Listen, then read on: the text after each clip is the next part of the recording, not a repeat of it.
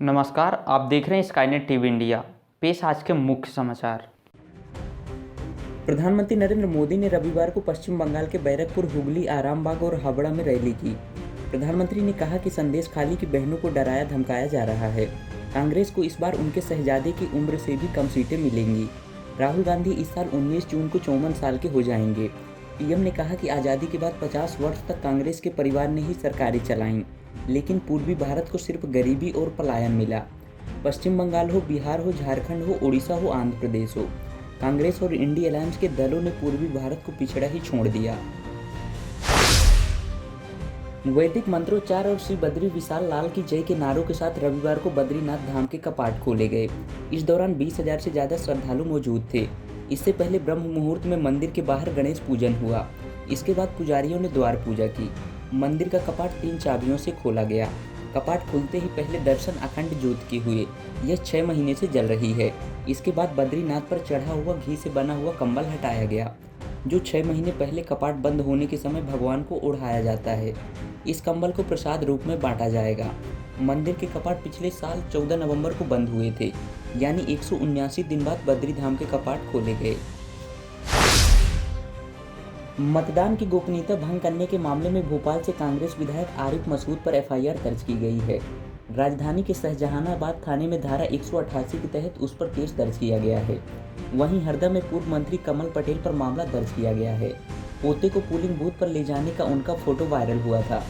दरअसल प्रदेश में 7 मई को हुए तीसरे चरण के दौरान चुनाव आयोग को वोट डालने वक्त वीडियो बनाने, बच्चों को मतदान केंद्र के अंदर ले जाकर वोट डालने जैसी शिकायतें मिली थीं। लोकसभा चुनाव के चौथे चरण में 13 मई को होने वाली वोटिंग के लिए रविवार को पोलिंग पार्टियां मतदान केंद्रों के लिए रवाना हो रही हैं। सोमवार को 10 राज्यों की 96 सीटों पर वोटिंग होगी। इनमें मध्य प्रदेश की भी 8 सीटें इंदौर, उज्जैन, रतलाम, मंदसौर, धार, देवास, खरगोन और खंडवा शामिल हैं। यहां शनिवार शाम 6 बजे प्रचार थम गया था। प्रदेश में आम चुनाव का यह अंतिम चरण है। मुख्य निर्वाचन पदाधिकारी अनुपम राजन ने बताया कि चौथे चरण के लिए 8 लोकसभा क्षेत्रों में 8007 मतदान केंद्र बनाए गए हैं।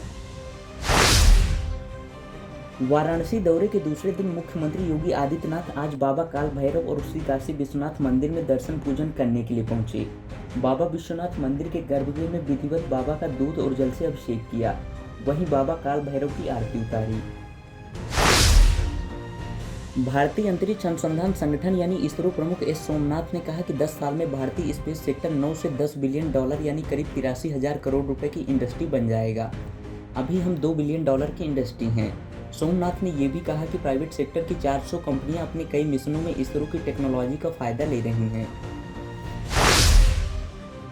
दिल्ली मुंबई एक्सप्रेस हाईवे पर अचानक सांड के आने से एक कार बेकाबू होकर डिवाइडर से जा टकराई।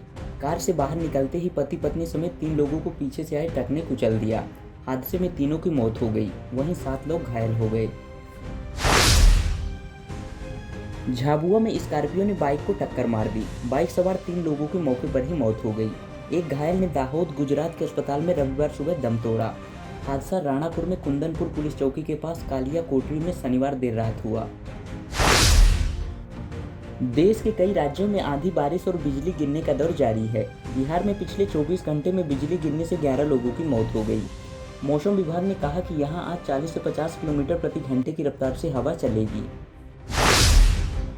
मध्य प्रदेश में ओले बारिश और आंधी का स्ट्रॉन्ग सिस्टम एक्टिव हो गया है। छिंदवाड़ा में दोपहर 1 बजे के बाद से तेज हवा के साथ रुक रुक कर बारिश हो रही है। शिवपुरी के कोलारस में तेज बारिश के साथ ओले गिरे। मौसम विभाग ने अगले कुछ घंटों में बैतूल के दक्षिणी हिस्से, छिंदवाड़ा के उत्तरी हिस्से, सिवनी, सतना, मैहर, रीवा और सीधी में ओले गिरने का अलर्ट जारी किया है। इन जिलों में गरज चमक के साथ बारिश हो सकती है। हवा की रफ्तार 60 किलोमीटर प्रति घंटा रह सकती है। कल दिन भर की प्रमुख खबरों के साथ फिर मिलते हैं, तब तक के लिए शुभ रात्रि।